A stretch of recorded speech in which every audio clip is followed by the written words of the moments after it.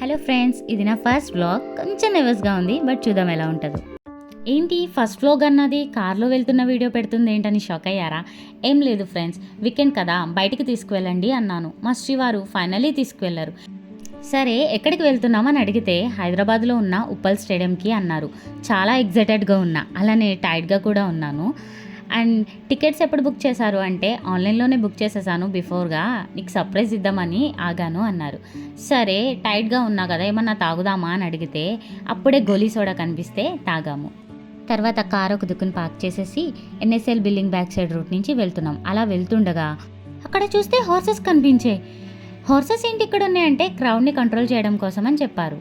ఎంత ఎగ్జైటెడ్గా ఉన్నానో అంతే డల్ అయిపోయాను, ఎందుకంటే అప్పటికే మ్యాచ్ స్టార్ట్ అయ్యి ఒక ఓవర్ కూడా ఫినిష్ అయిపోయింది. ఎవరెవరికి మ్యాచ్ జరిగింది, మేము ఏ గేట్లోంచి వెళ్ళాం, అక్కడ క్రౌడ్ ఎలా ఉందని నెక్స్ట్ వీడియోలో మాట్లాడుకుందాం. Bye bye.